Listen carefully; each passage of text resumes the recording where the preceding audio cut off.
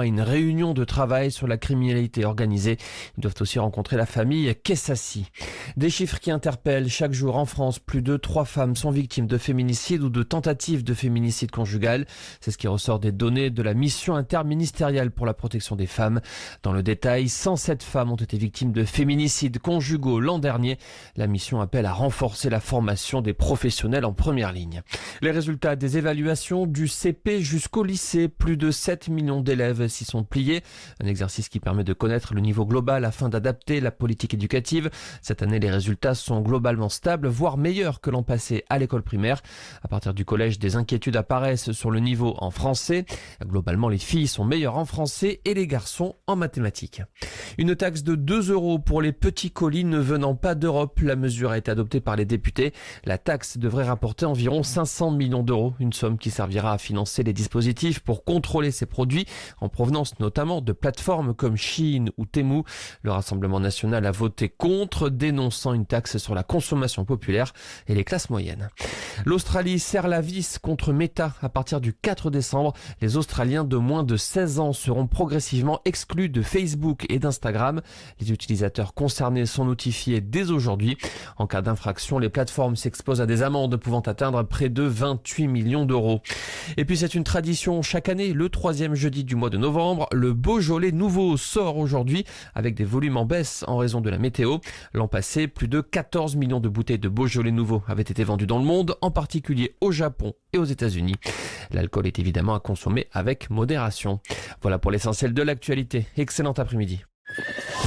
Tout de suite, nous retrouvons Jean-Paul Delperrier pour le résultat des courses. Bonjour Jean-Paul. Bonjour Brigitte, bonjour à tous. Nous continuons donc le meeting d'hiver sur l'hippodrome de Paris-Vincennes avec aujourd'hui la victoire du 10 Power Dog devant le 15 Colbert WF, 14 Imperator Della, 3 Dozen of Oyster et 9 Picard du Beryl, 10 15, 14, 3 et 9 pour la bonne combinaison. Merci Jean-Paul Delperrier et ces résultats, vous les retrouvez sur sudradio.fr. 14h-16h, Brigitte Lahaie, Sud Radio. Bonjour à tous, nous allons passer ces 2 heures ensemble sur Sud Radio. Et on va se poser la question, qui suis-je ? C'est en tout cas une question que tout être humain se pose. Et je peux vous affirmer quelque chose qui n'est peut-être pas très souvent évoqué. On se construit dans son identité grâce en partie à la sexualité qu'on a. Nous sommes avec Philippe Arlin, qui est sexothérapeute. Il travaille beaucoup sur les questions de genre, d'identité sexuelle, mais également d'orientation sexuelle. Et notre sujet aujourd'hui, eh bien, il est peut-être plus complexe qu'il ne l'était il y a 30 ans, justement parce que nous sommes bien plus libres de choisir. Alors on a le droit d'être homo, d'être bisexuel, d'être trans ou tout simplement hétéro. D'ailleurs, même ce terme a changé puisqu'on va parler de cisgenre. Aujourd'hui, on ne parle plus d'hétérosexuel. Alors vous connaissez sans doute ce sigle LGBTQIA+. Alors bien sûr, tout le monde ne sait pas très bien ce que ça veut dire, on pourra pourquoi pas en parler. Mais comment se construit-on dans son identité sans se sentir trop influencé par les modes actuels ? Eh bien, on va en parler ensemble et je compte sur vous pour venir nous raconter comment vous avez évolué, comment vous aidez vos ados, par exemple, à se construire. Et pour ça, vous pouvez nous appeler au 0826 300 300. Vous pouvez également, si vous le désirez, envoyer un SMS pour donner votre avis. Brigitte, votre témoignage au 7 20 18.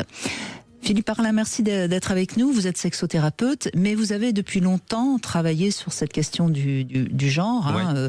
Pour bien aider vos patients justement à pas être obligés de se sentir totalement homme ou totalement femme.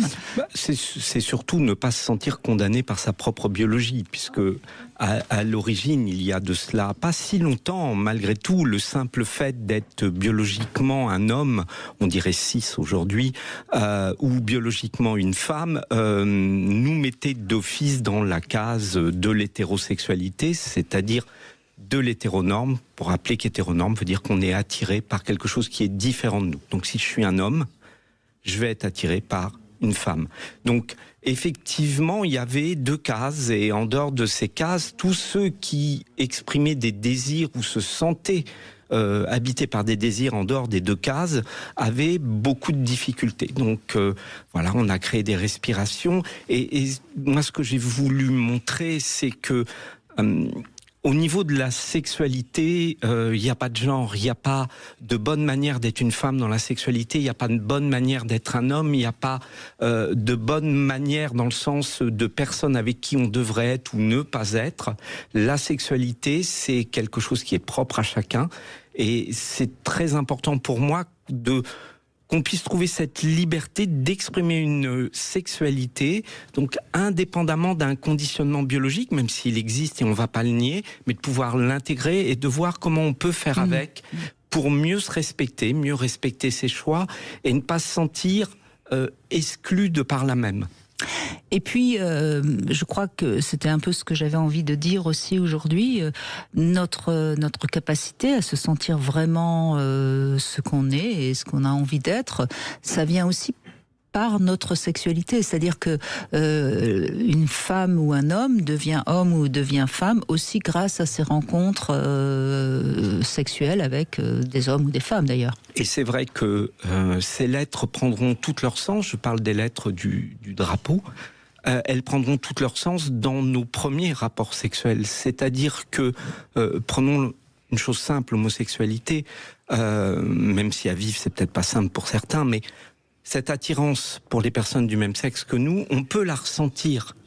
Elle ne va vraiment venir se définir et s'affirmer et nous permettre de nous reconnaître qu'à l'occasion de rapports sexuels. Et c'est effectivement à travers la sexualité que viennent se définir, ou en tout cas viennent se valider plutôt que définir nos orientations. Ça ne veut pas dire que ces orientations ne peuvent pas évoluer, mais en tout cas, il y a quelque chose de fondamental qui vient se poser et qui ne se pose que dans la sexualité. Donc la sexualité, elle est intrinsèquement indispensable à notre construction, à la construction de notre être, car notre être, il est sexué. Et alors toute la difficulté évidemment de la sexualité, c'est qu'il y a des désirs, et il y a des désirs qu'on s'autorise et des désirs qu'on ne s'autorise pas parce que ça se fait pas, parce que si, etc. Et toute la question, et je pense à Mathieu qui m'a envoyé un mail qui voulait qu'on aborde, et je sais qu'avec vous il n'y a aucun problème, on peut l'aborder de plein pied, toute la question de ces hommes qui se disent hétérosexuels et qui sont généralement mariés, qui ont des enfants et qui ont des désirs de temps en temps d'aller s'encanailler avec un autre homme. Et c'est vrai que c'est quelque chose qu'on connaît, nous, bien sûr, en tant que sexothérapeute depuis très longtemps, mais c'est quelque chose qui est un petit peu en train de se développer, comme si tout d'un coup, aujourd'hui, avoir une relation homosexuelle en tant qu'homme est moins impliquant qu'il y a 20 ans. Et on sait que pour les femmes, ça a toujours été plus facilement compréhensible. Et accepté. Et accepté. Pour les hommes, ça reste encore quelque chose de très compliqué. Et moi, j'ai souvenir de témoignages d'hommes qui ont eu une expérience homo et qui me disent « mais pourtant, je suis hétéro ». Et je crois que c'est important de bien comprendre qu'on peut se sentir totalement homme et viril et hétéro, et puis de temps en temps avoir un désir pourquoi pas pour un autre homme. Et comme on peut se sentir profondément homme et pas du tout viril et complètement hétéro. Effectivement, cette liberté qui peut exister au niveau de l'expérience sexuelle ne nous définit pas. Voilà pourquoi, peut-être on en parlera aujourd'hui, je trouve qu'il y a une limite à ces lettres. Il faut qu'elles aident à exprimer une différence, mais il ne faut pas qu'elles enferment. Donc, on n'est peut-être pas obligé de choisir une lettre quand on est un homme hétéro, marié, qui a des enfants et qui aime de temps en temps avoir des relations sexuelles avec d'autres hommes. Non, ça fait pas de nous un homosexuel. Pour autant, l'expérience, quand elle se vit, est une expérience homosexuelle. Donc, c'est complexe, mais c'est un peu le piège de ces lettres. C'est-à-dire qu'au bout du compte, elles vont finir, plutôt que de libérer, d'enfermer. Parce que du coup, est-ce que l'hétérosexuel, c'est celui qui n'a jamais de relation avec quelqu'un du même sexe que lui? L'homosexuel ne devrait jamais avoir connu de relation avec les femmes. Vous voyez, c'est compliqué parce qu'on aime bien que tout le temps que ce soit binaire, c'est-à-dire c'est tout blanc ou c'est tout noir, on est tout homo ou on est tout hétéro. Mais c'est justement parce que ce binaire ne nous suffisait pas qu'on a créé toutes ces lettres. Peut-être qu'un jour on aura dans une société, une vraie société inclusive, une seule lettre parce qu'on se sentira complètement respecté tout simplement dans sa humain. propre... ou sexuel. C'est le S qui manque dans le drapeau. Ce que je voudrais juste dire, puis après on va vous donner la parole parce que je suis sûre que vous avez plein de choses à nous dire et plein de questions à nous poser. Ce qu'il faut bien comprendre, c'est que on a des désirs, et on va les satisfaire ou pas, mais ça parle forcément de ce qu'on est, et il faut au moins les entendre, ces désirs-là. Après, on passe ou pas à l'acte, ça c'est une autre question. Et c'est peut-être la difficulté aujourd'hui, où on est dans une société où a priori tout est permis, et en même temps, il y a beaucoup, notamment sur les réseaux sociaux, j'allais dire presque une dictature de comment il faut être pour être bien dans la norme, quoi. Exactement, le bisexuel qui va être un homosexuel refoulé. Enfin, on a beaucoup de choses où il est très difficile d'être dans une expression libre, parce que, on en parlera, l'homosexualité, c'est aussi être capable de tomber amoureux de quelqu'un du même sexe que nous. Or, je pense que dans l'exemple que vous nous donniez à travers ce mail, cette personne, il n'est pas question pour elle de tomber amoureux d'un autre homme, c'est une pulsion purement sexuelle. Alors du coup, ça se place où ? Et moi, c'est ça qui me plaît, c'est que peut-être ça se place pas, ça se vit. En tout cas, on a Camille qui est déjà avec nous et qui va réagir par rapport à la question de la domination-soumission. C'est encore tout autre chose, et on lui donne la parole dans un instant. 14h-16h, Brigitte Lahaie, Sud Radio. Alors Camille, on l'aura un petit peu tout à l'heure, mais c'est pas grave puisqu'on a Joël qui est avec nous, Philippe Arlin, et nous allons justement pouvoir évoquer les effets de mode. Bonjour Joël. Bonjour Brigitte, bonjour Philippe. Bonjour Joël.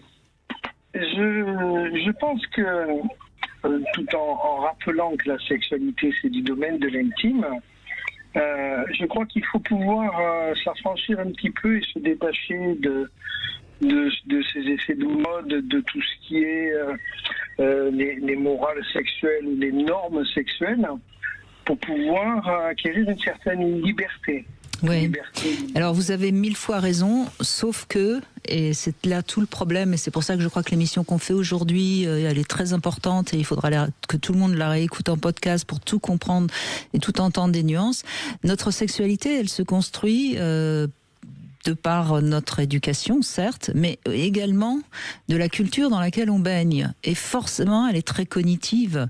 Et ce qu'on entend, obligatoirement, a une influence. Alors pourquoi pas ? Mais parfois, ça peut aller à l'encontre de nos réels désirs. Et nos réels désirs, moi j'ai envie de le dire, et puis tant pis si ça choque, on les connaît quand on tente les choses. Par exemple, je vais parler de moi, ça m'arrive pas souvent, mais là je vais parler de moi. Moi je sais que je suis vraiment hétérosexuelle parce que j'ai eu des relations avec les femmes et que franchement c'est pas trop mon truc. Mais tant qu'on l'a pas fait, est-ce qu'on est vraiment sûr de soi ? Je partage en effet cette chose qui dit que c'est très corrélé avec soit notre environnement, soit notre culture, soit éventuellement la petite religion dans la culture, et aussi peut-être en lien avec les différentes générations. Il y a des moments où on se construit, des moments où on poursuit son chemin, des moments où on l'affine. Je serai plus à 65 ans dans le moment d'affinage. Mais tout ça veut dire qu'aujourd'hui, peut-être, il y a des opportunités dans le fait que les tabous sont un peu bousculés.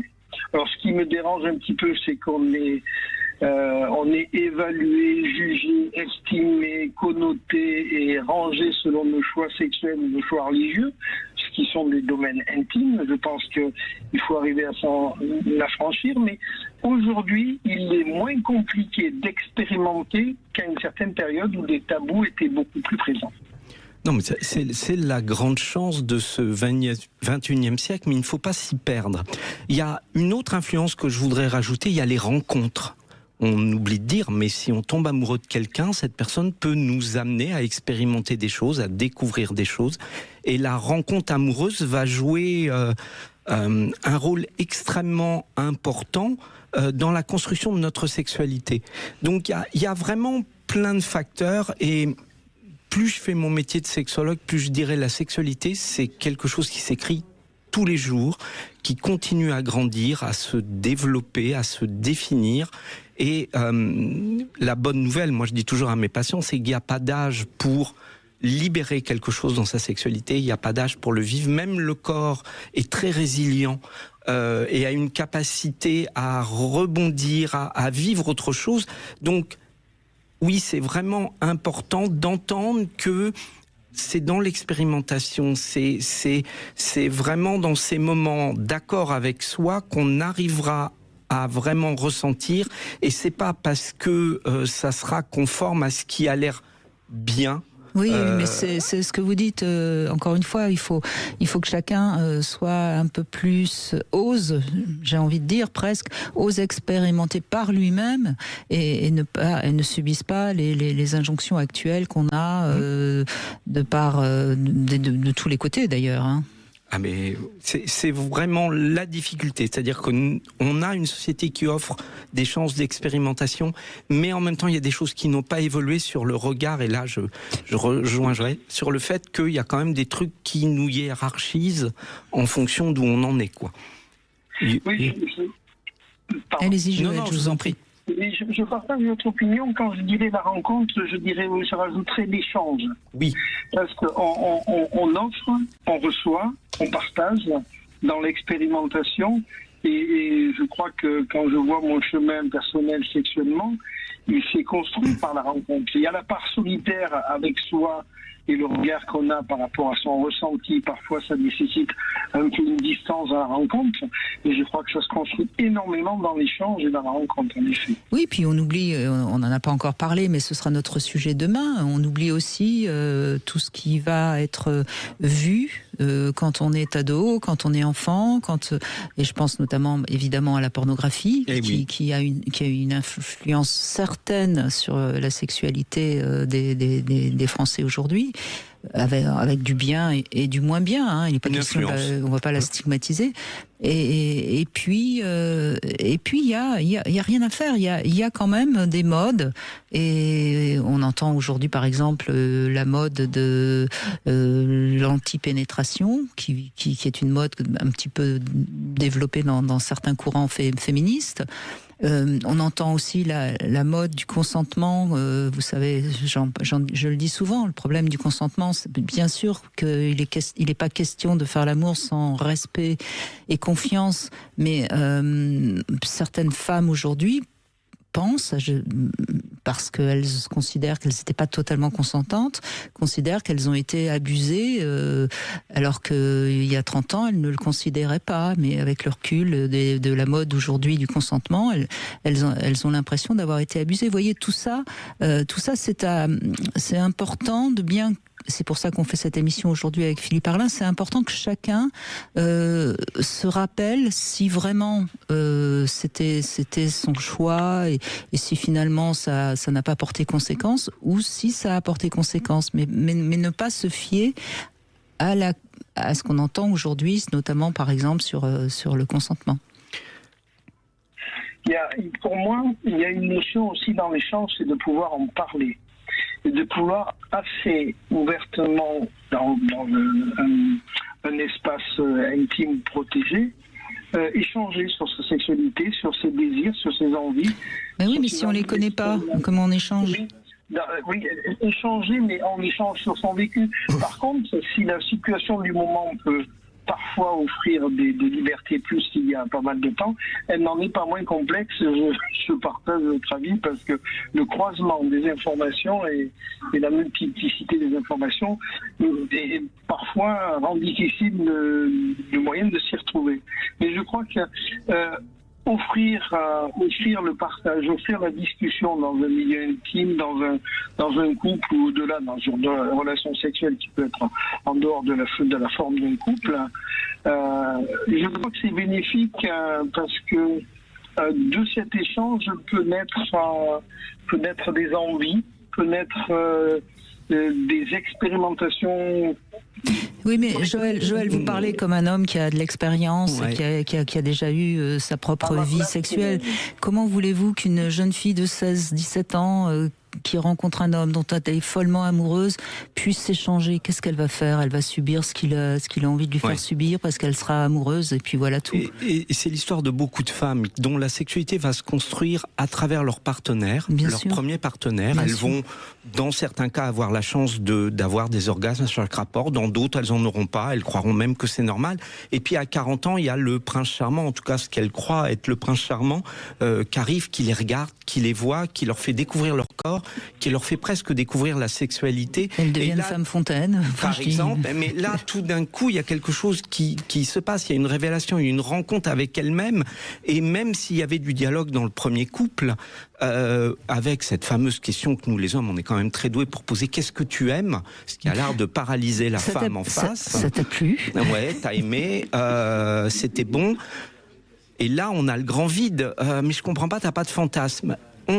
Le dialogue ne suffit pas. Le dialogue, en plus, dans la plupart des cas, c'est un dialogue qui est là par politesse et pour se rassurer. C'est pas un dialogue qui a réellement pour but d'aider l'autre à se découvrir, parce qu'on aurait trop peur que, en se découvrant, l'autre ait envie aussi de découvrir autre chose, voire quelqu'un d'autre. Donc, développer sa sexualité, c'est complexe parce que on est quand même dans un monde. Alors, je vais soulever un énorme tabou, mais on est quand même dans un monde au XXIe siècle où on est censé être fidèle.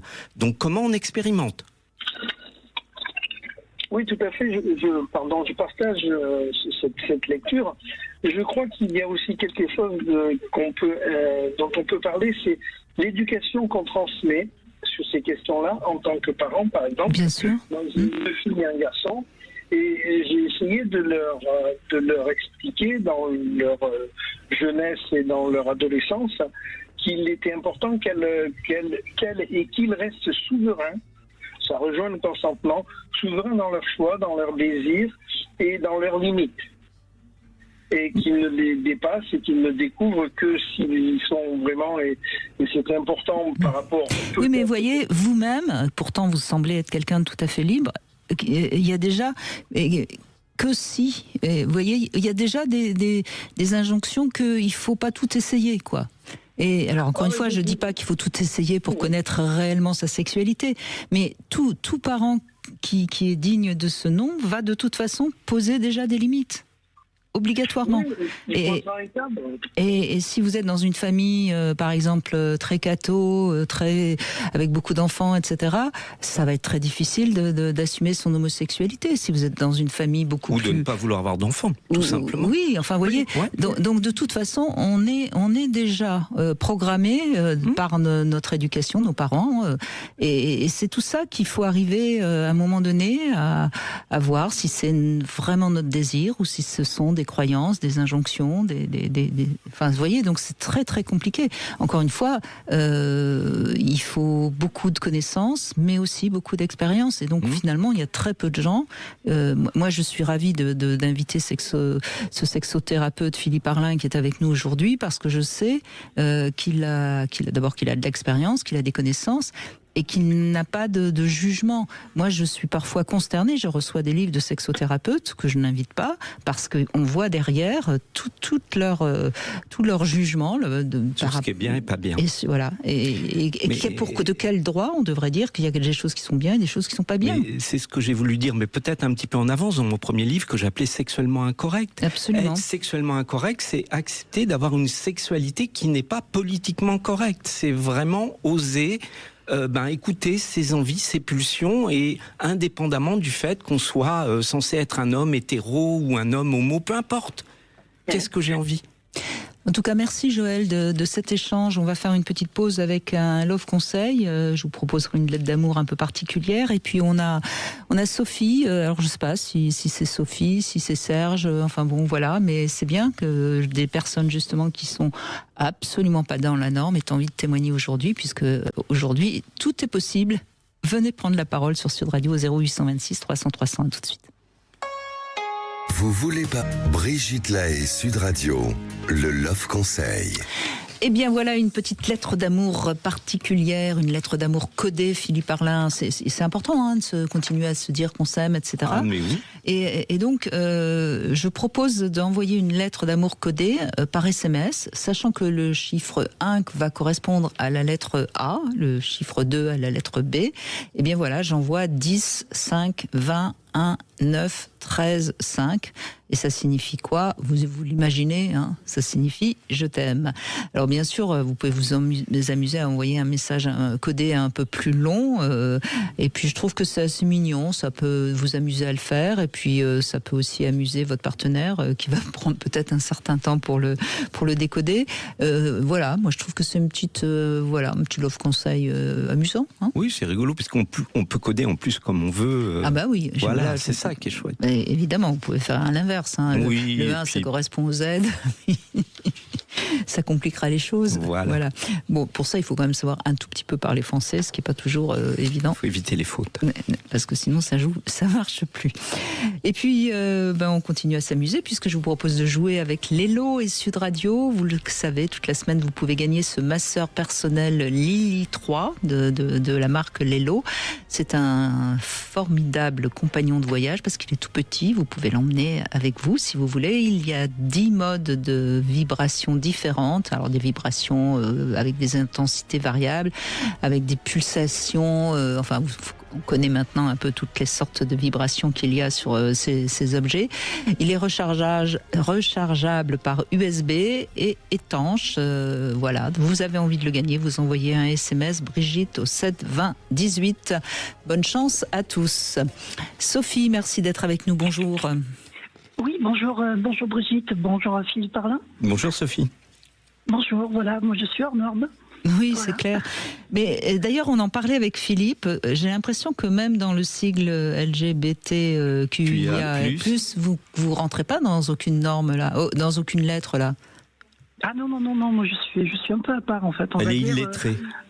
Je suis illettrée, voilà, c'est ça. J'ai pas été longtemps à l'école. Non, mais j'ai beaucoup appris la pratique avant la théorie, on va dire, un peu comme vous, Brigitte. Oui. J'aime bien quand vous dites ça. Et donc, voilà, moi je suis donc travestie. Et puis donc, je fais des rencontres comme ça. Voilà. Alors, travesti. Parce qu'en fait, alors attendez, que j'essaye de suivre. Oui. Vous êtes un homme, mais vous aimez prendre l'apparence d'une femme. C'est pas que j'aime, je trouve que oui, j'aime dans le sens où ça me permet de rencontrer des gens que je rencontrerais pas autrement, des hétéros curieux surtout. Mmh. Et puis donc c'est Sophie qui vous permet d'interagir avec les hétéros curieux. J'adore l'expression. C'est Sophie qui vous permet d'interagir avec des hétéros curieux. Oui. Et ça existe, incroyable. Il y en a beaucoup. Ça, je n'en doute point. Vous voulez dire les hétéros ou les curieux? Les deux. Moi, je suis curieuse. Non, je plaisante. Je suis très curieuse. Moi aussi, j'aime beaucoup plaisanter. Donc, c'est dans la bonne humeur. Voilà, je sais qui je suis. Je suis pas gay à la base du tout, gay. Je suis bi. J'aime les femmes. Ça m'arrivait de sortir en club en Sophie. Donc, voilà, faire d'amour avec des femmes aussi. Donc, c'est un peu atypique. C'est hors norme. Oui, voilà. Je me sens concernée par le thème de l'émission. Voilà. Oui, parce que vous avez à la fois une sexualité assez riche, puisque vous allez avec des hommes, des femmes, voilà. Des gays, des hétéros, enfin des lesbiennes. Donc vous êtes, on va dire, c'est formidable parce que du coup ça augmente le nombre de partenaires potentiels.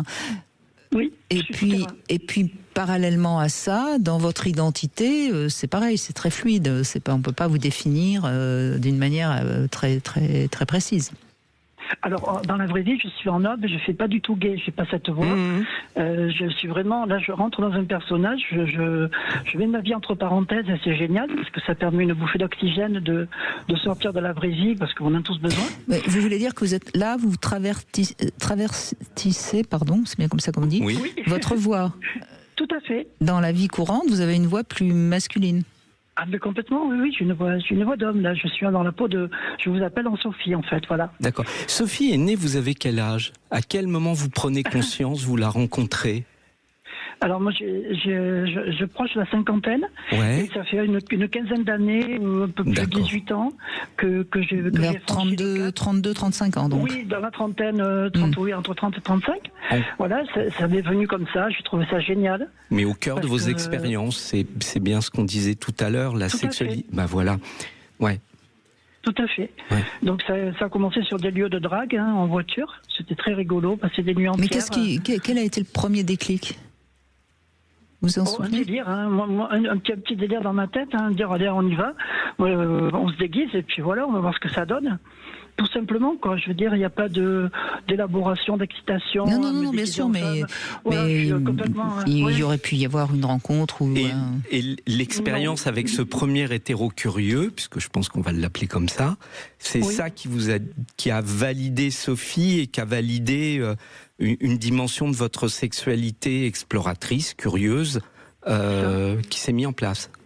Tout à fait, tout à fait. Et ça permet d'approcher des personnes que je n'approcherai jamais. Si mais c'est évident. Oui, et puis en plus, voilà. Ce qui est formidable pour les hétéros curieux, c'est que au fond, ils ont l'impression d'être avec une femme, alors qu'ils sont quand même avec un homme, parce qu'il y a quand même ce qu'il faut entre les jambes. Voilà, vu de dos, c'est pareil, sauf qu'il y a une poignée pour se tenir devant.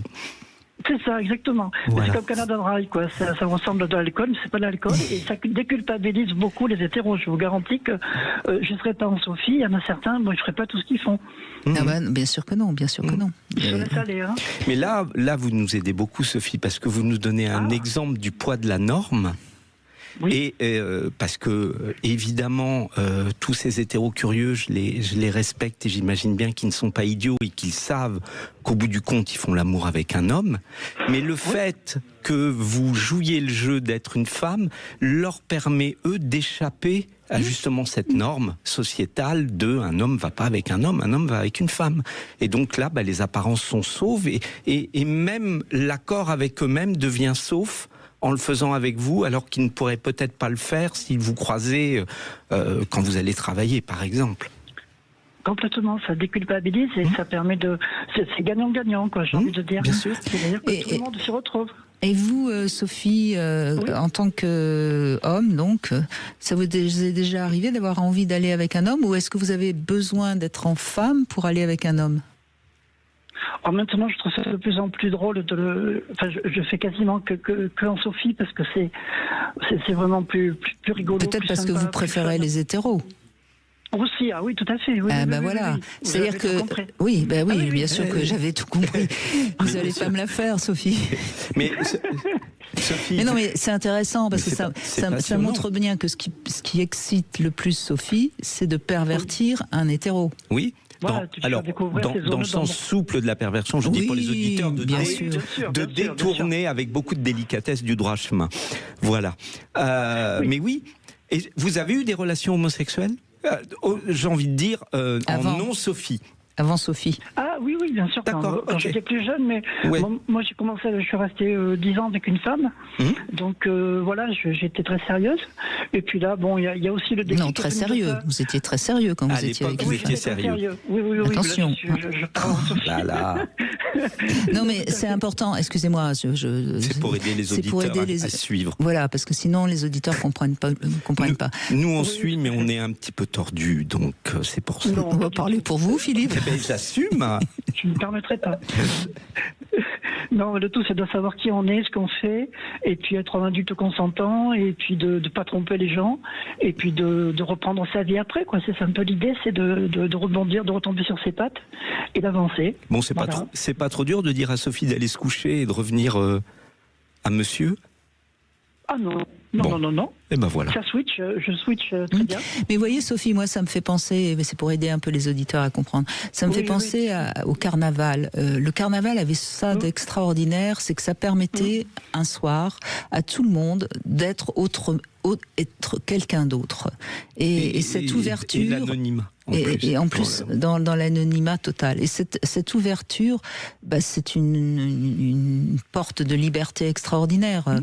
Et votre témoignage, peut-être en choque certains, et je peux le comprendre, et en même temps ça montre à d'autres que pourquoi pas se donner une identité différente si on a envie d'essayer quelque chose qui a priori n'est pas dans la norme ou ne correspondrait pas à ce qu'on veut être, etc. Vous avez trouvé, vous, le mode d'emploi pour vous amuser. Oui, de toute façon. Oui, après, je fais de mal à personne, au contraire. C'est ça, encore une fois, tout ça, c'est dans le respect. Voilà, c'est ça, dans le respect, puis dans la bonne humeur. Alors, je ne suis pas certaine que certaines épouses qui nous écoutent en ce moment sont d'accord que vous faites de mal à personne, parce que je pense qu'il y en a certaines que ça doit choquer. Mais encore une fois, qu'une femme qui irait avec cet homme qui a décidé d'aller voir ailleurs. Sauf que je suis pas sûre qu'une épouse apprécierait que son homme aille avec Sophie. Vous voyez ? Alors, vous savez, je vais vous dire un truc. C'est par rapport à ça. Une fois, il y en a un qui m'a dit, ma femme ne me fait pas de fellation. Et puis, la zone anale non plus inexplorée. Donc, écoutez, après, un pauvre homme en jachère. Et oui, que je suis remis pas dans le droit chemin, enfin, dans un autre chemin, on va dire. Donc, on va dire que vous lui avez fait découvrir le chemin de traverse qu'il avait envie de découvrir. Bien sûr. Et puis voilà. Et encore une fois, je suis d'accord avec vous, Sophie, vous faites de mal à personne. Maintenant, on peut aussi entendre que certaines personnes qui écoutent ne soient pas d'accord avec ça. Oui, mais on est et c'est leur droit. Mais sur le plan légal, vous ne faites de mal à personne. On est bien d'accord. Et c'est ça qui est important. Beaucoup de bien. Et espérons que dans notre France que j'aime, on soit toujours dans cette possibilité de faire tout ce qu'on veut sexuellement entre adultes consentants. Parce que c'est pas le cas dans tous les pays du monde. Il faut justement qu'on s'accroche pour que ça reste vrai. Voilà. Merci beaucoup, Sophie. Merci beaucoup. On continue. Oui, évidemment, cette émission aujourd'hui va permettre à des personnes qui ne témoignent jamais de témoigner. On va avoir Eric qui adore se travestir et qui va témoigner dans un instant. Les Chevaliers du Fiel, 17h, 18h sur Sud Radio. Moi, je suis contre le travail le dimanche, oui. Les salariés... Vendredi noir. 14h, 16h, Brigitte Lahaie, Sud Radio.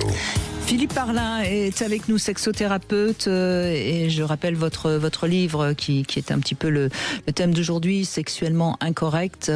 C'était aux éditions de la Martinière. De la Martinière, où vous disiez justement que c'est pas parce qu'on est un homme qu'il faut se comporter comme ça, c'est pas parce qu'on est une femme qu'il faut se comporter comme ça. C'est parce qu'on en a envie. Exactement, et il est toujours, on le trouve toujours évidemment. Eric, merci d'être avec nous. Bonjour. Bonjour. Bonjour Eric.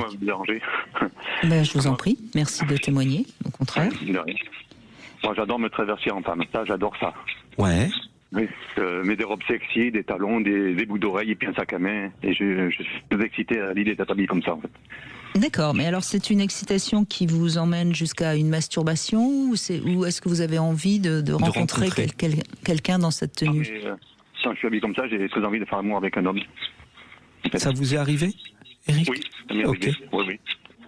Mais si je suis habillé normalement, ça ne m'intéresse pas. Voilà. Donc vous, il vous faut le costume pour avoir envie. Vous avez besoin de vous sentir femme pour accepter, recevoir, être excité par le désir de l'homme. Exactement. Et quand je suis habillé comme ça, j'ai très envie de faire l'amour avec un homme. Ça oui, j'adore ça. Vous vous sentez femme?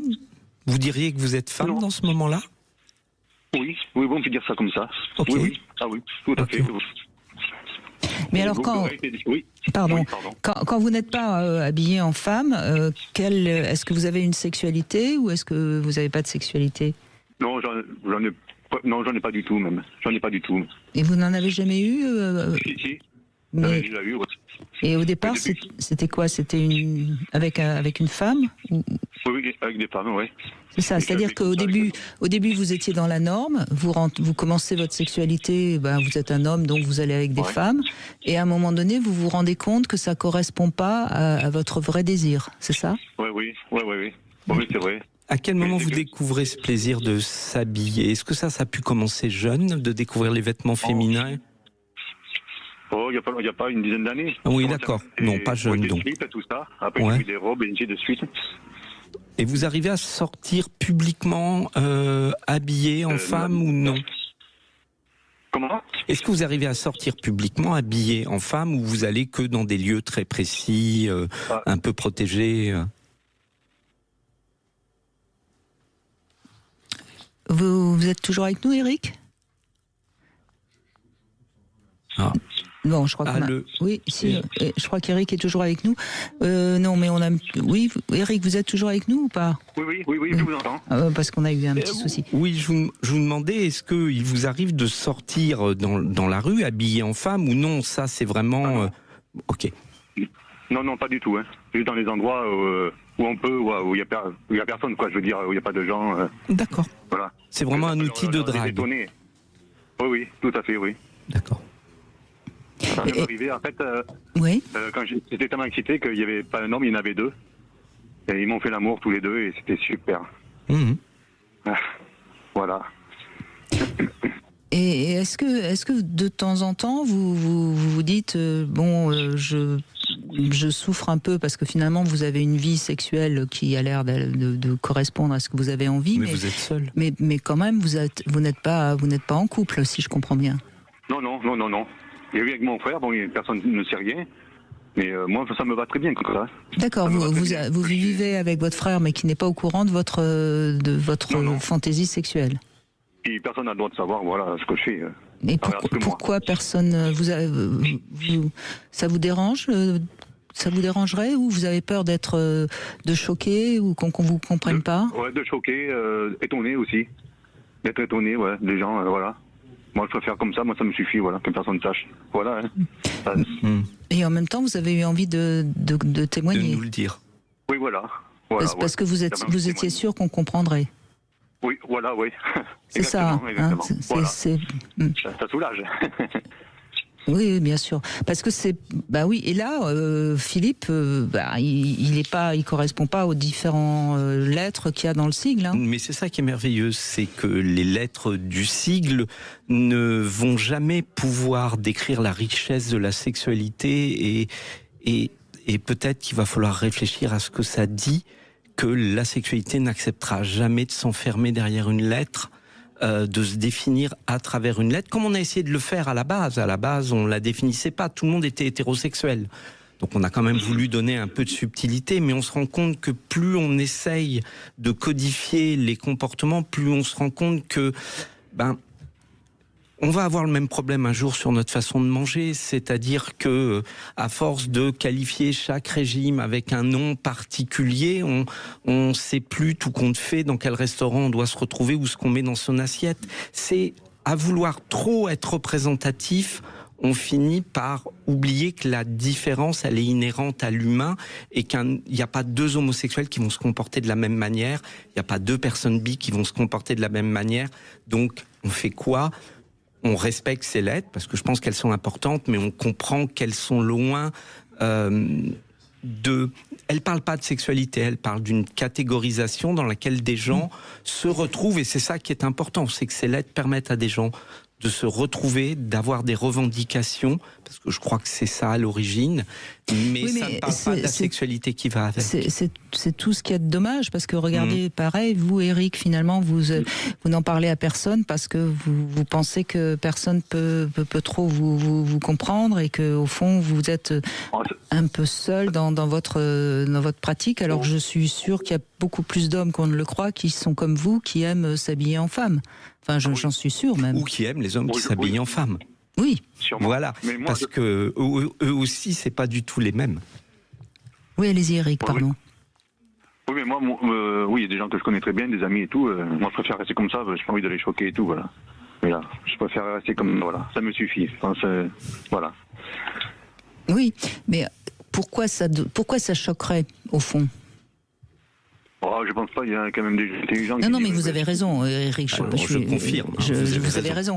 Mais en fait, pourquoi ça choquerait? Après tout, vous avez le droit de faire ce que vous avez envie, vous ne violez personne, et les hommes sont ravis et je pense que c'est un petit peu comme Sophie. Vous rencontrez des hommes, certains sont totalement, a priori, en apparence hétéros, et ils disent ça à personne non plus. Oui, voilà, ouais. Mais ça dépend des gens, moi je préfère rester comme ça, c'est tout.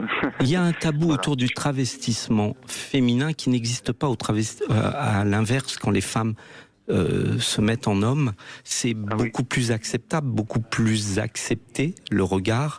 alors que tout de suite il y a le côté ridicule de l'homme qui se déguise en femme, et je fait exprès de dire déguisé. C'est vrai. Il y a ça prête à rire toujours. C'est vrai.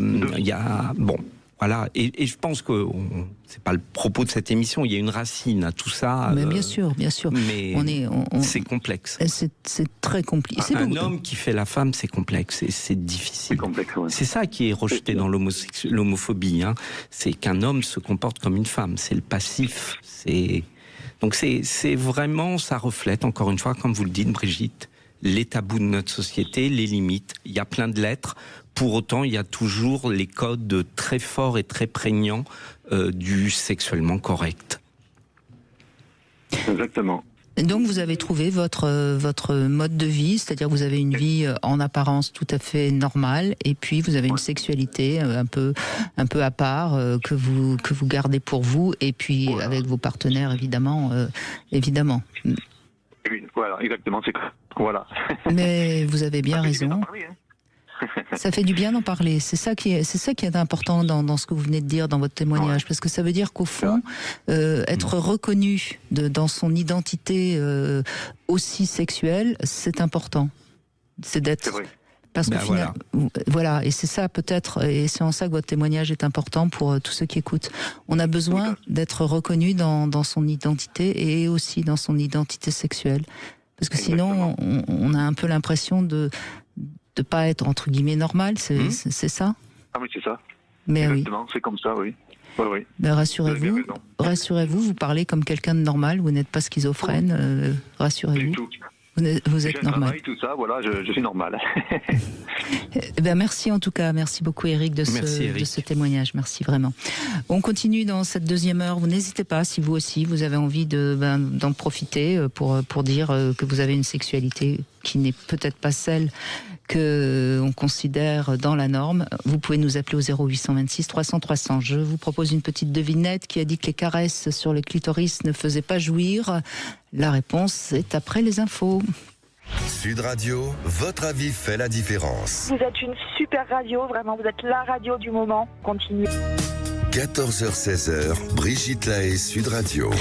Nous sommes aujourd'hui avec Philippe Arlin, vous êtes sexothérapeute, peut-être aussi que c'est une chose qu'on n'a pas encore dite, mais vous êtes là aussi pour pouvoir parfois aider des personnes qui ont justement une sexualité qui ne rentre pas dans la norme, on va dire ça, de pouvoir vous parler et justement, on l'a entendu, Eric, il nous a dit ça fait du bien de pouvoir se confier à quelqu'un qui ne va pas juger, donc ça c'est aussi quelque chose, et vous consultez par Zoom. Ouais, et ça c'est un aspect de mon métier que j'adore, c'est de pouvoir accueillir toutes les formes de sexualité, de pouvoir ouvrir un espace où elles ont le droit de citer. Et c'est vraiment important. Voilà, parce qu'on sait qu'il y a énormément. On va pas. Je ne serais pas capable de toute façon d'en faire le tour. Mais on n'aurait pas assez de l'heure qui reste. Non. On est bien d'accord. Alors, la réponse à ma devinette qui a dit que les caresses sur le clitoris ne faisaient pas jouir. Elle est facile, celle-là, normalement. Ah ouais. Un homme, sûrement. Non, une mauvaise langue. Ah. Elle est mignonne. Elle est très belle. Elle est très jolie. Elle était facile. Elle est très jolie. Quand même. Marina, bonjour. Bonjour Brigitte, bonjour Philippe. Bonjour Marina. Je vous écoute attentivement. Alors, moi, j'ai pas franchement de problématique puisque je rentre dans la norme, n'est-ce pas? Je suis hétéro, on ne peut plus classique. Bravo. Je ne sais pas si c'est bravo ou pas. Mais non, je plaisante, c'est rien. Mais évidemment. Alors justement, moi ma question, elle est est-ce que je suis hétéro parce que j'ai pas développé ma sexualité ou essayé d'ouvrir ma sexualité parce qu'après tout, je ne plaçais pas la sexualité au centre de ma vie. Je m'y suis pas plus intéressée que ça. Pour moi, voilà, c'était... Enfin, bien sûr, avoir du plaisir, c'est très important, le plus souvent possible. Mais je me suis jamais vraiment posé toutes ces questions en réalité. Et c'est vrai qu'aujourd'hui, on assiste à cette mise sur la place publique de tout ce qui peut exister. Et moi, je me dis, en réalité, peut-être qu'il y a autant de sexualité que d'individus. Bravo.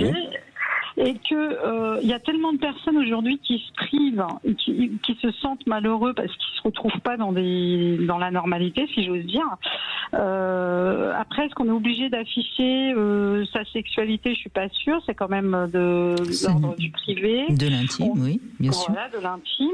Donc, après tout, l'essentiel, c'est que tout le monde soit heureux. Moi, c'est ça que j'ai envie de dire aux gens qui ont une sexualité qui rentre pas dans les normes et dans le côté classique.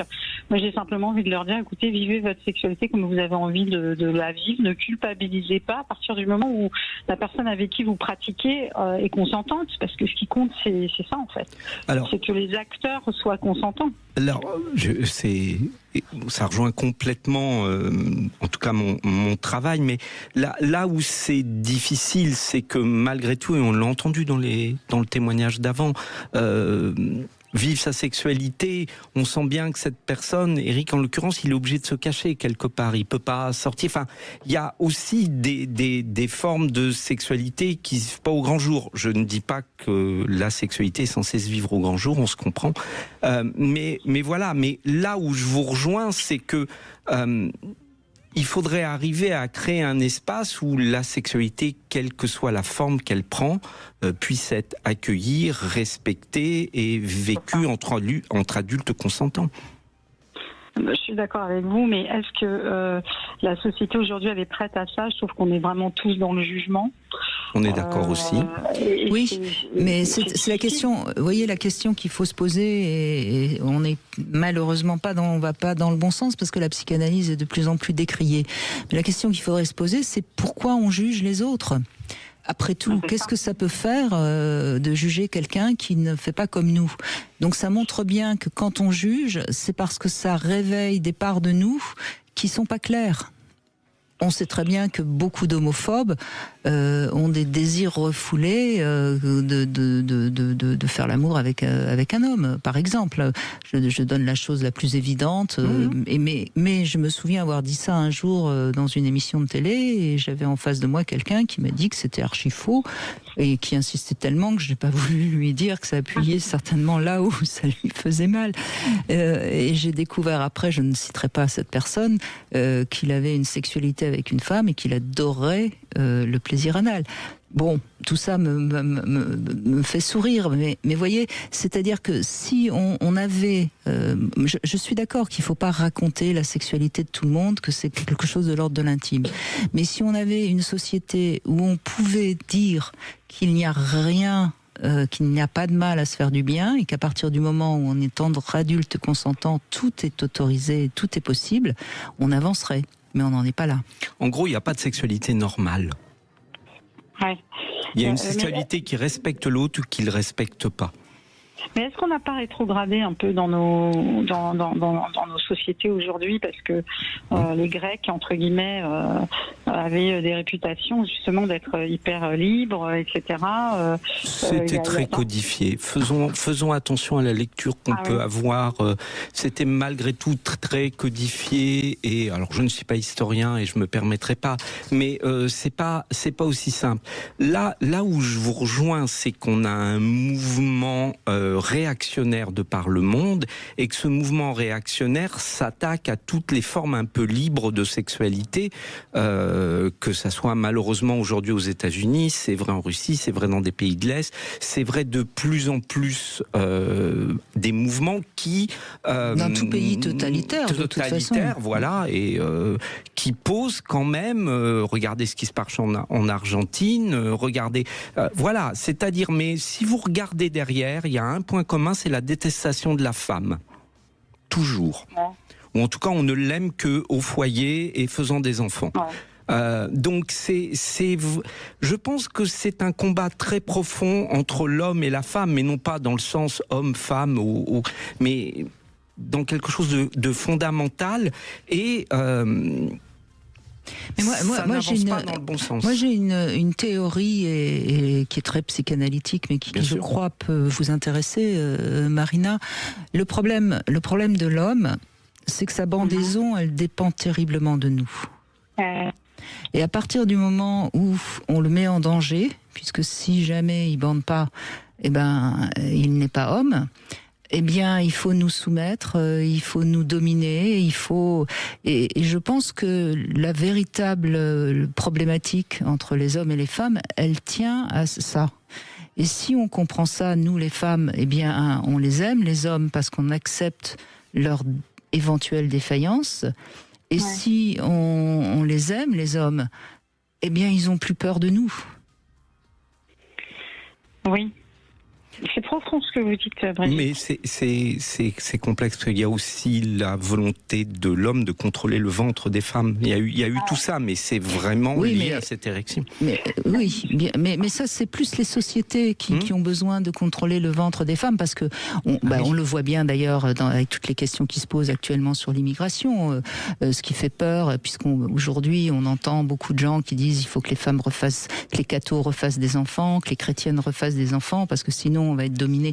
Donc on voit bien aussi que c'est une réalité politique. Le ventre des femmes, c'est une réalité politique. Voilà, c'est une arme politique. Et puis il y a une autre chose aussi qui est compliquée, c'est que la femme, elle a un corps qui est quand même plus à même à souffrir dans la sexualité que l'homme. Donc tout ça explique, en effet, Philippe Arlin a raison, c'est toujours, et d'ailleurs on le voit bien, quand on domine les femmes, on tue les homosexuels.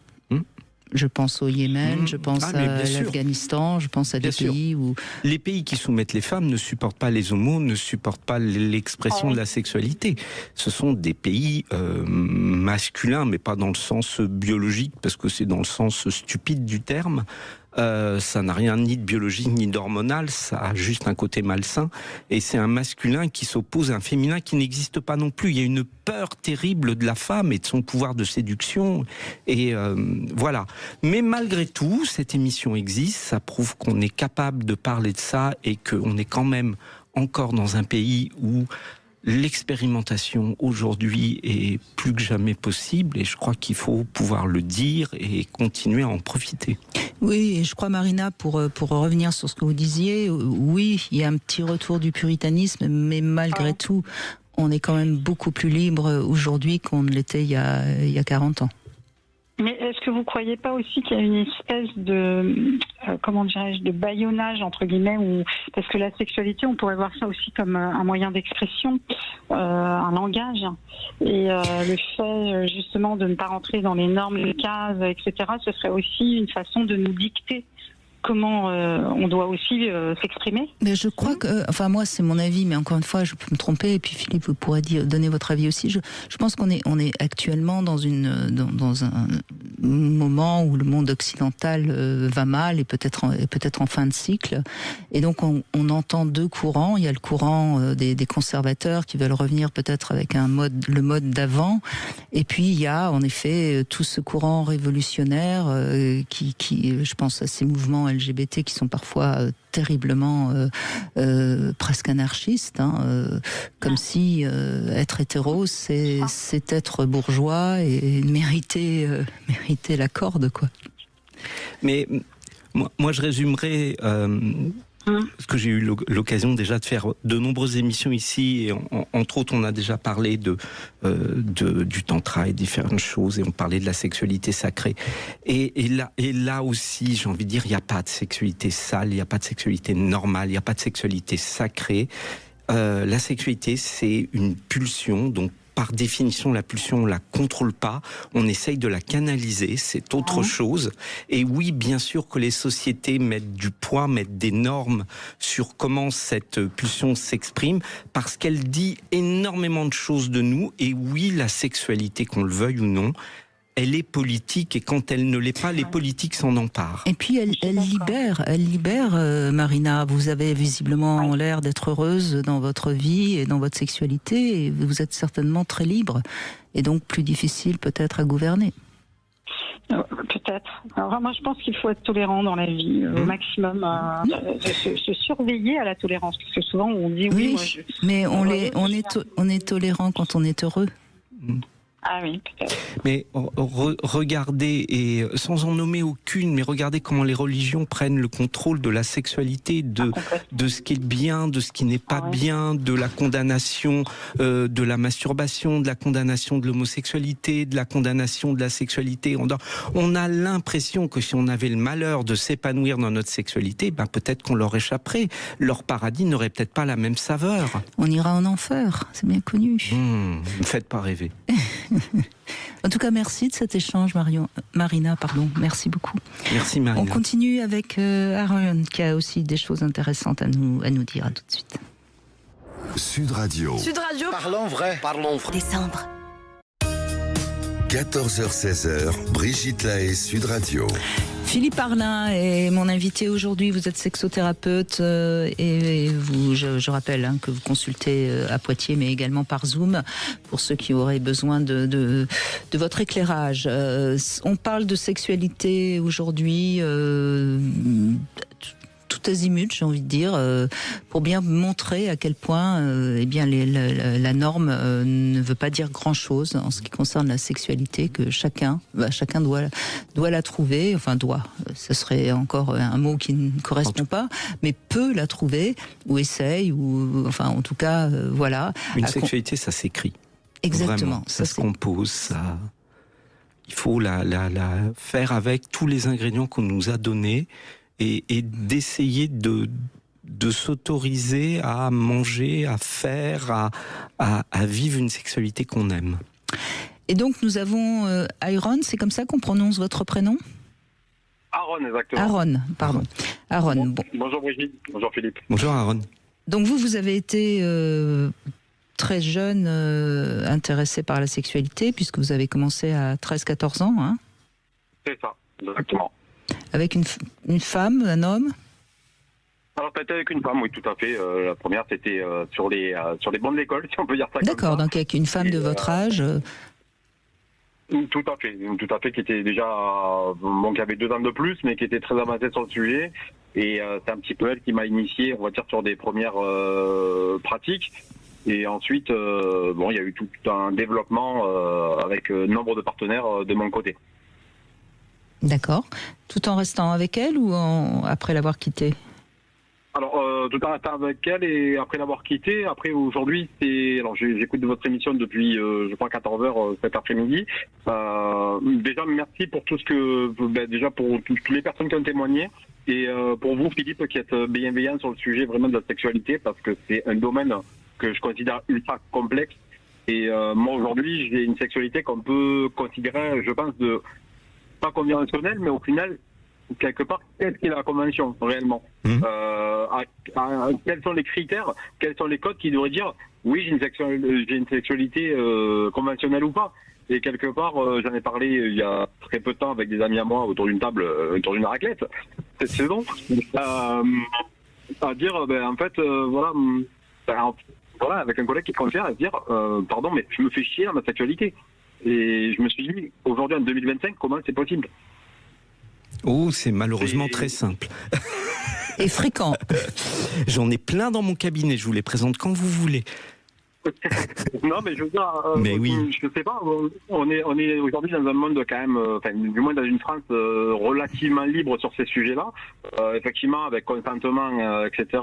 Moi, je vais vous confier quelque chose, je suis très sensible aux odeurs et depuis 1 an et demi, j'assume que c'est dans ma norme à moi d'aimer la lingerie fouillée, par exemple. Ok. Ça a été très compliqué psychologiquement à accepter. Bien sûr. Bien sûr, il y a toute cette période où on voit bien que notre corps réagit, mais on n'accepte pas cette réaction. Puis il y a le moment où on finit par se dire ok, c'est ça. Et puis en gros, ça ne dit rien sale, de moi. C'est sale. Oui, c'est sale. Vous avez raison. Mais ça ne dit rien de vous. Je plaisante, Aaron. Ça ne dit rien de vous. Oui. Voilà. Mais c'est pas facile tout ça à accepter, bien sûr. C'est-à-dire qu'il faudrait arriver à comprendre que la sexualité, on ouvre une porte, on rentre dans une pièce, et puis ensuite on ressort et on referme la porte. Et alors, quel est le problème ? Est-ce qu'on y vit ? Et c'est ça qui est important, Aaron, et je pense que vous serez d'accord avec moi. Est-ce qu'on y vit ? Eh bien, ça nous libère. Et ça nous permet de ne pas d'oublier peut-être des fins de mois difficiles, d'oublier peut-être qu'on a perdu un être cher. Et c'est quand même un truc relativement gratuit. Donc pourquoi ne pas en profiter ? Zut. Le problème... Oui, allez-y, je vous en prie. Allez-y, Aaron. Pardon, complètement, Brigitte, je suis tout à fait d'accord avec vous. C'est qu'aujourd'hui, on est sur, je sais pas, on veut regarder un film sur Netflix, ben, il faut payer, dans plein de circonstances, voilà, ben, on est sur des schémas, et alors que là, effectivement, ben, on peut être sur un univers où on ouvre une boîte de Pandore et où peut en découler plein de choses. Et ce que j'ai envie de dire à nos auditeurs aujourd'hui, pour rajouter à tout ce qui se dit cet après-midi, et loin de moi l'idée d'être sexologue, mais c'est que de par mon expérience d'aujourd'hui, j'ai 32 ans, c'est que, du moment que le consentement est là, il y a tout qui est OK, que ce soit le club échangiste, que ce soit du moment que c'est avec le partenaire que tout est consenti. Et ça, je pense que c'est une sorte de rédemption personnelle aussi à avoir, de se dire, mais en fait, j'aime un truc chelou, mais si l'autre en face est OK avec ça, au final... Et d'abord, c'est chelou par rapport à quoi, hein, encore une fois, vous savez, il y a des gens qui se lavent une fois par semaine et qui vont dans les transports en commun, ça c'est chelou, hein. Oui, complètement, j'en conviens. Mais vous voyez, ce qui est important, c'est si on reprend l'image de cette pièce, la difficulté, c'est qu'on voudrait sortir de cette pièce quelque chose qui nous définirait à l'extérieur de la pièce. Et il est là le problème, et il est là peut-être le problème des lettres aussi. C'est que ce qui se passe dans cette pièce, eh ben, ça ne regarde que nous, que éventuellement les personnes qu'on y a invitées ou qu'on a croisées dans cette pièce, ça ne regarde que notre sexualité. Est-ce que pour autant ce qui s'y fait devrait définir la personne qui en sort et la personne qui va aller vivre dans la société ? Moi, je crois pas, mais on est tellement encore dans une société qui est curieux, qui veut savoir, qui a besoin de savoir si un tel, c'est un homme, c'est une femme, il aime quoi, et on n'y arrivera jamais tant qu'on voudra. Je pense que la beauté de cette pièce, c'est que justement, personne ne sait ce qui s'y passe, c'est différent, cette pièce est différente pour chacun. Et ce qui est important pour moi, c'est que c'est pas ce qui s'y passe qui devrait définir la personne qui en sort. Et d'ailleurs, c'est pour ça que c'est si important que les parents ferment leur chambre, pour que les enfants, justement, ne rentrent pas dans cette pièce. Surtout pas. Vous voyez, par exemple, Aaron. Et à partir de ce moment-là, tout va bien.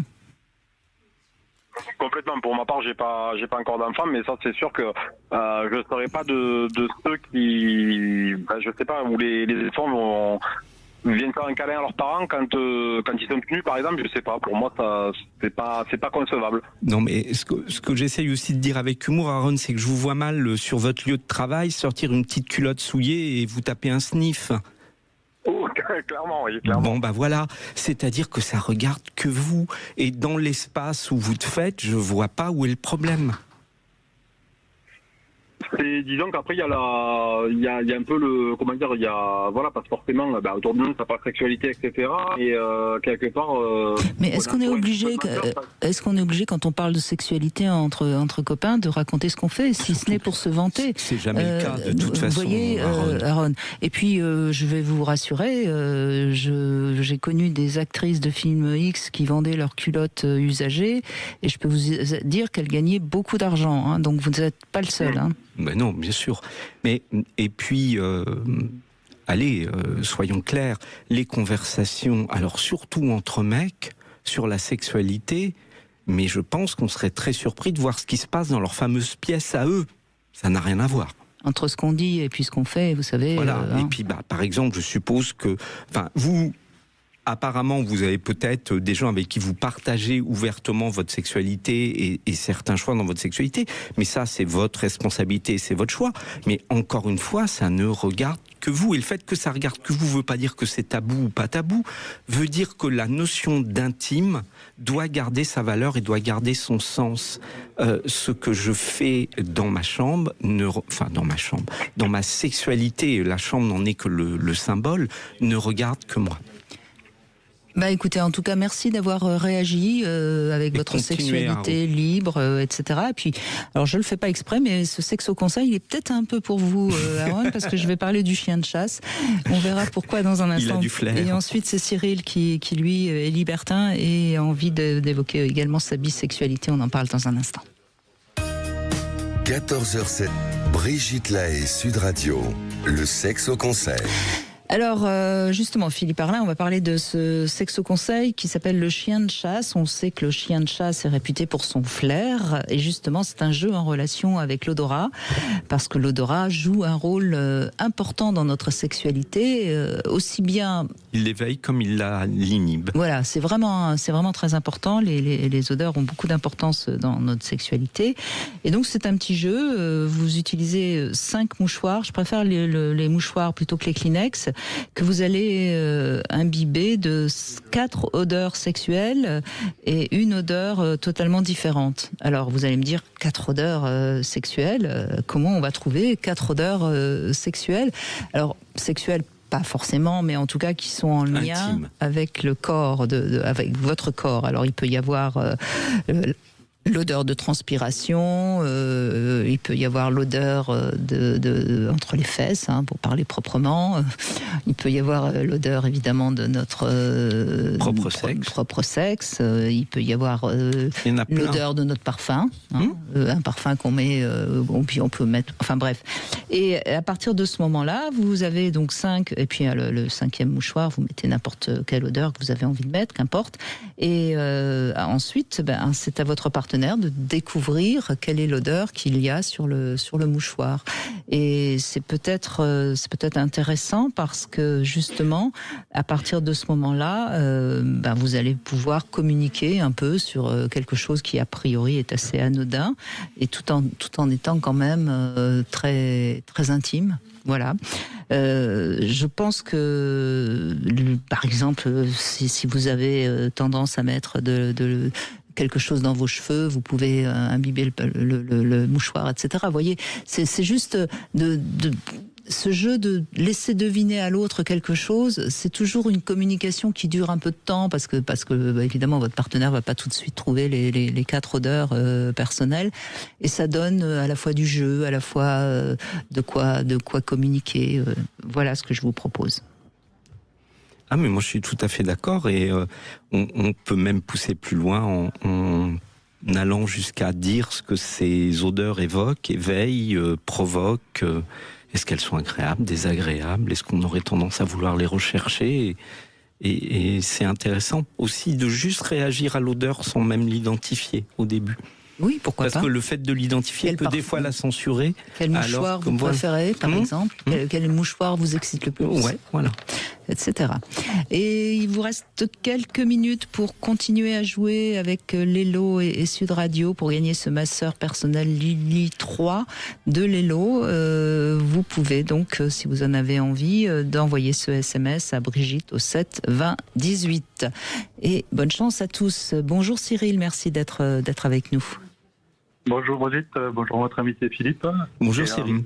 Merci pour vos émissions. Merci à vous de témoigner, Cyril. Donc vous êtes libertin depuis longtemps? Depuis une dizaine d'années à peu près. On est en couple depuis 27 ans et on a découvert le libertinage aujourd'hui une dizaine d'années. Voilà. D'accord. Donc le libertinage aujourd'hui, en tout cas en France, c'est quelque chose qui est assez rentré dans la norme. Vous pensez que vous pouvez dire facilement à des relations que vous êtes libertin, ou ça reste encore, ça dépend avec qui? Ça dépend avec qui quand même. Ouais. Oui, quand même encore, oui. Quand même encore. Ouais. Libertin en club ou libertin y compris chez vous à l'occasion de soirées entre couples? Alors, pour l'instant, uniquement en club, hormis 1 ou 2 expériences en privé, comme on dit. D'accord. La majeure partie du temps, c'est en club. Et donc, récemment, ou je suppose, ou enfin, en tout cas, plus après c'est pas il y a 10 ans, vous avez découvert votre côté bi, c'est ça? Alors, j'ai toujours eu, enfouie en moi, je pense, cette attirance, mais nos sorties en club m'ont permis en fait d'avouer entre guillemets à ma femme que j'avais envie de tenter l'expérience avec un homme. Et du coup, elle m'a encouragé à le faire. Elle était même super ravie, on va dire. Et du coup, j'ai franchi le cap, quoi. Voilà. Et en club donc? Oui, en club, oui. Oui, ça c'est relativement nouveau. Oui. Les clubs évoluent. Car c'est une pratique qui n'aurait pas été possible en club il y a quelques années. D'accord. Mais je m'aperçois quand même que lors de nos sorties en club, donc lorsqu'on joue entre... nous, on est plutôt adeptes de, je sais pas si je peux le dire là, mais on est plus attirés par les hommes, ma femme et moi. Ouais, ok. Hétéro. Donc voilà. Et donc vous vous disputez le même homme? Bah ouais. Ça peut arriver. Oui. Bon, on le partage. C'est mieux. Voilà. Et du coup, on s'aperçoit que lors de ces jeux, énormément d'hommes sont assez avenants, quoi. C'est-à-dire viennent facilement vers moi et on n'aurait pas dit, enfin c'est pas écrit forcément, oui, sur le front des personnes, mais moi je trouve qu'il y a beaucoup d'hommes bi. C'est quelque chose qui est en train de s'ouvrir. Oui. Et ça, c'est assez nouveau. Moi, je me souviens, pour donner vous vous souvenez, puisque vous les avez faites avec moi, ces émissions, il y a 25 ans, la bisexualité, ça passait pas très bien. Et puis... Aujourd'hui, un homme bi, on peut l'entendre, ça passe quand même beaucoup mieux. Et ce que vous dites est intéressant, parce que ça veut dire que dans les clubs libertins, les hommes qui vous voient donc avoir une relation avec un autre homme sont un peu tentés et se disent puisque Cyril ose, pourquoi pas moi, quoi. C'est un peu ça que vous êtes en train de dire. Oui, voilà, oui, c'est ça. Après, c'est assez rigolo aussi, parce qu'il y a parfois des hommes vers qui je vais, dont je sais qu'ils sont bi, me disent non, pas ici, par exemple. Ils me demandent, par exemple, d'aller s'enfermer pour pas qu'on les voit, en fait. C'est ça. Et d'autres, à contrario, n'ont aucun problème avec ça et à la vue de tout le monde, voilà, et ça pose aucun problème. Il y a vraiment les deux.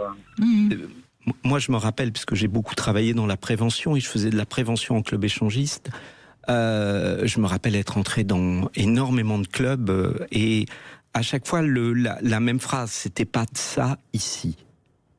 Dès qu'il était question d'une main sur la cuisse ou d'interaction entre deux hommes, c'est pas de ça ici. Voilà, exactement. Ouais. Et ça a quand même, et je suis vraiment, merci de votre témoignage, je suis heureux d'apprendre que les choses se libèrent. Pourquoi? Non pas parce que je plaide pour ça, c'est juste parce que ça veut dire que c'est une sexualité qui peut mieux s'exprimer, parce que non, il n'y a pas que des femmes qui aiment les femmes dans les clubs échangistes, il y a aussi des hommes qui peuvent aimer avoir des rapports avec des hommes, et c'est bien qu'ils puissent trouver une place. Oui, voilà. Oui, et je suppose que vous vous sentez pas pour autant homosexuel. Non, pas du tout. Non, mais je sais bien, mais je me doutais bien de votre réponse, mais c'est important que vous le disiez à ceux qui nous écoutent, voyez. Voilà, c'est plus complexe que ça. Dans le couple, je peux être dominant ou pas, ou voilà, mais j'ai pas du tout. J'ai vraiment ces deux facettes-là, et qui, du coup, ça complètement épanoui, du coup, depuis, voilà. Je peux vous poser une question, vous n'êtes pas obligé de répondre. Vous aimez qu'un homme vous fasse l'amour, en fait? Oui. C'est ça, hein? Oui, on est bien d'accord. Et c'est cette sensation-là que certains hommes peuvent avoir envie de ressentir. Et peut-être qu'on pourrait presque dire que tout homme pourrait, un petit coin dans sa tête, avoir envie de ressentir. Voilà. En tout cas, les hommes ont l'air de trouver normal que les femmes expérimentent avec d'autres femmes. Moi, je dis toujours, si ça s'applique d'un côté, ça doit pouvoir s'appliquer de l'autre. Donc vous avez raison, exactement. Brigitte. Exactement. Mais d'ailleurs, ce que vous dites est intéressant, parce que bien souvent, il arrive que en club, vous êtes à côté d'un couple et les femmes viennent vers ma femme. Et donc, il y a des codes pour faire comprendre que, ou alors on le dit clairement, et puis voilà. Mais c'est pas que ce soit mal perçu, mais les gens ne comprennent pas forcément qu'une femme ne soit pas bi, en fait. On s'aperçoit. Ou en tout cas là. Parce que, voilà. Oui, mais j'aimerais... Alors, je vais dire une chose qui va peut-être encore un peu étonner, mais Cyril, soyons clairs. Si en tant que femme, on a rencontré des hommes qui ont des bonnes langues, on n'a pas spécialement besoin qu'une femme s'occupe de nous. Tout à fait. Vous voyez ? Bon, c'est tout. Après, encore une fois, on peut être... C'est toujours la même chose. Dans votre cas, je crois, vous êtes plus attiré par la pratique que par l'homme.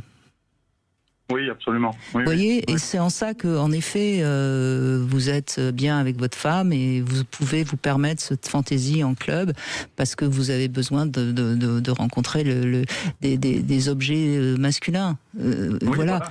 Et c'est ça qui est compliqué à comprendre pour les gens parce que tout de suite ils mélangent tout. Alors qu'en fait, non, vous aimez cette pratique et pour ça, il vous faut un pénis et puis c'est tout. C'est pas la même chose qu'avec un gold. Mais là où je vois une évolution de la société, c'est comme l'homosexualité masculine est quand même beaucoup moins tabou que des années en arrière. Du coup, le fait de le faire, on regarde moins la personne comme justement homosexuelle, ça définit moins la personne et on accepte du coup beaucoup plus cette homosexualité qui peut être à l'intérieur de nous. Et donc, l'envie simplement, dans le sens homosexualité, dans le sens de pratique, avoir juste envie, peut-être, d'être pénétré par un sexe d'homme pour voir ce que ça fait, c'est plus facile à accepter aujourd'hui parce que le regard sur l'homosexualité s'est ouvert, assoupli, un peu détendu quand même. Il faut que ça soit détendu. Et oui, c'était facile. Sinon, ça fait mal. C'était facile. Oui, Brigitte, mais on les aime bien, les choses faciles. En tout cas, merci Cyril, merci beaucoup de ce témoignage. Et il est temps de conclure dans un instant et on va avoir Carole qui a envie aussi de donner son avis sur sa sexualité. On la retrouve dans un instant. Vous voulez parler à 14h-16h, Brigitte Lahaie, Sud Radio. Philippe Arlin, merci d'être avec nous dans cette émission qui essaye un petit peu d'ouvrir la boîte de Pandore, comme je disais tout à l'heure. Et merci à tous ceux qui ont témoigné, qui n'ont pas souvent la parole, puisqu'on a parlé de sexualité un petit peu plus hors norme. On va dire hors cadre. Hors cadre, oui. Ouais. Illettré.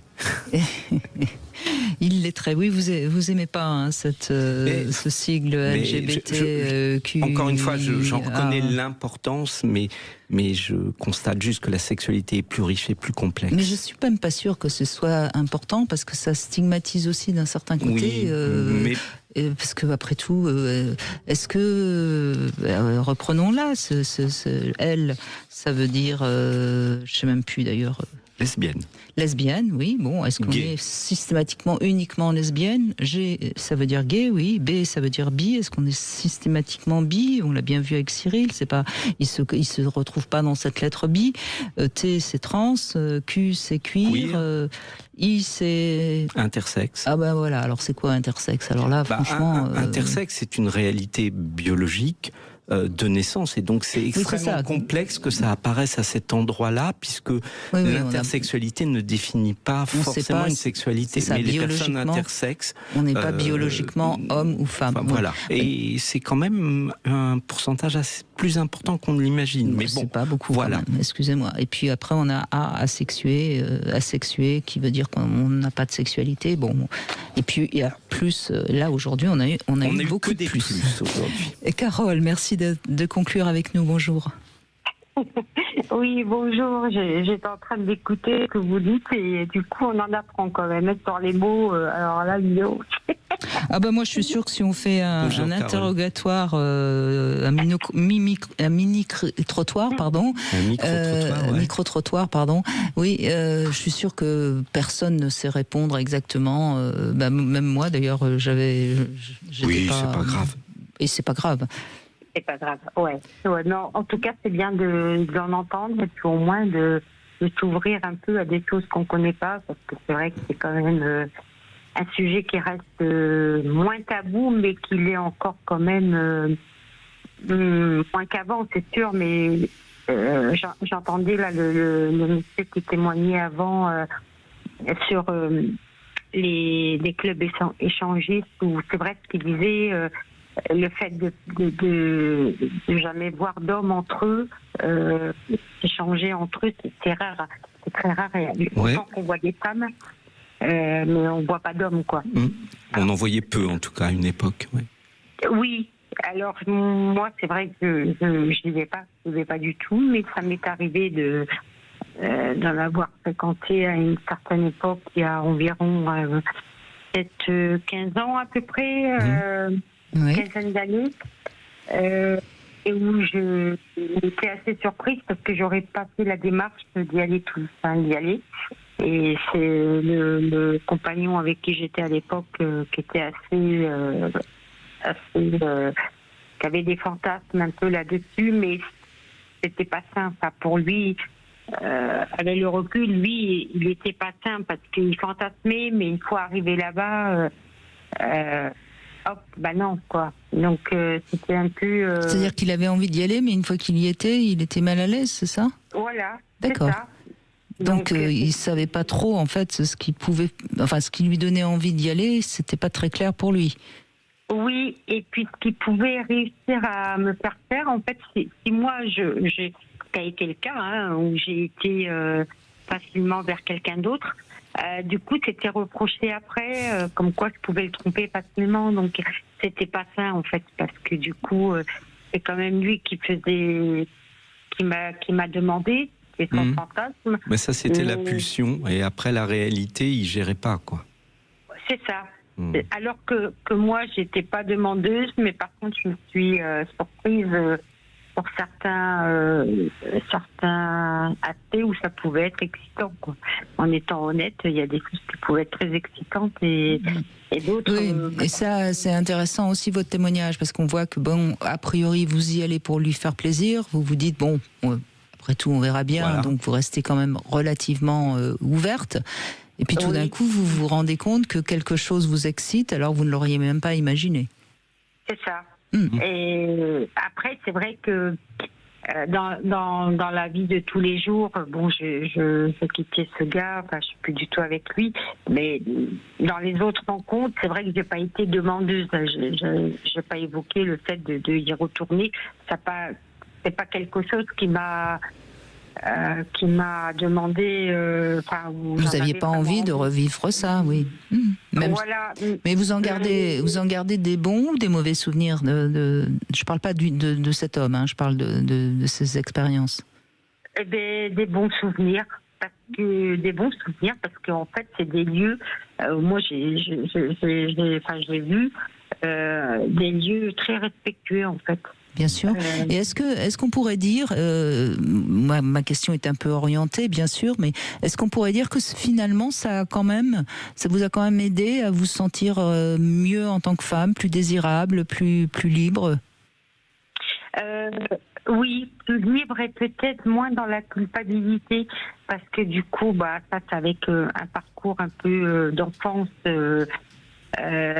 C'est vrai que la sexualité revient beaucoup sur les problèmes d'enfance aussi. Hein. Ça bien sûr, bien sûr. Comment on se sent dans sa sexualité. Et là, ça a été un peu dire, finalement, ces gens-là qui font ça, il y a des couples, il y a pas que des tordus, il n'y a pas que des gens qui ont des... et moi, j'étais assez curieuse, enfin pas curieuse, c'est assez... comment dire, j'arrive pas. On pourrait dire donc finalement que ça a été un petit peu thérapeutique. Oui. Ça vous a enrichi. Voilà, parce que des gens qui s'ouvrent là-dessus, en fait, des fois on va aller dans la rue, on va tomber sur des tordus qui vont vous faire du mal, et là-dedans, mais pas du tout. Quoi. Non, il y a beaucoup de respect. Et voilà. On te demande, mais si tu veux pas, voilà, c'est quand même, il y a des pièces et tout qui sont très, très ouvertes et très libres à chacun d'y aller s'il veut, mais s'il veut pas. Et moi, ça m'a beaucoup plu, c'est ce respect et cette liberté, en fait, quand on le découvre. Et vous voyez, c'est celle que lui n'avait pas, l'homme qui vous a emmené là-bas, il n'avait pas cette liberté, il n'était pas prêt à gérer ce qu'il avait lui-même initié. C'est intéressant de voir comment on peut se piéger dans ses propres pulsions. Oui, parce que c'était des fantasmes qu'il avait, mais qui n'étaient pas... C'était le propre du fantasme, c'est pas toujours réalisable, ou en tout cas, le fait de le réaliser peut amener à quelque chose qu'on ne connaît pas ou qu'on ne pouvait pas prévoir. À mon avis, il devait faire partie de ces hommes qui sont très dans le contrôle. Donc il avait envie d'y aller pour que ça se passe comme lui avait décidé, et puis ça lui a échappé. Vous lui avez un petit peu échappé et vous n'avez pas joué le rôle à la perfection comme il voulait, et donc c'est pour ça que ça n'a pas collé. Mais c'est le problème de beaucoup de fantasmes. Oui, c'est vrai. Et en fait, il était... oui, de toute façon, c'était pas quelqu'un de très sain. Mais finalement, peut-être qu'il a été surpris par ma réaction. Parce que vous n'aviez pas d'attente, mais vous êtes laissé aller à la découverte. C'est ça. Eh bien, c'est bien. Écoutez, merci aussi de ce témoignage qui montre aussi que, on en parlait en début d'émission, nos expériences, nos partenaires vont aussi faire évoluer notre sexualité. Et c'est peut-être que cette émission permettra à chacun de se dire qu'après tout, tout est possible. Évidemment, toujours pareil, entre adultes consentants. Et en se respectant soi aussi. D'abord en se respectant soi, voilà. Évidemment. Ça commence là. Merci beaucoup en tout cas Carole. Merci à tous franchement d'avoir témoigné. Je sais que certains d'entre vous peut-être ne témoignent pas souvent et bien votre témoignage aura peut-être aussi aidé à ouvrir la fameuse boîte de Pandore. Notre gagnant aujourd'hui c'est Patrick qui habite à Toulouse et qui repartira avec ce masseur Lélo. Et tout de suite, vous retrouvez Alexandre Delevanne. Et demain, on va parler de la pornographie, de son influence positive ou négative sur notre sexualité. Vous serez également invités tous à témoigner. D'ailleurs, pourquoi pas dès à présent, si vous avez envie qu'on vous appelle demain, vous pouvez nous appeler. Et puis merci de revenir demain, Philippe Arlin. Mais avec plaisir. Les Chevaliers du Fiel.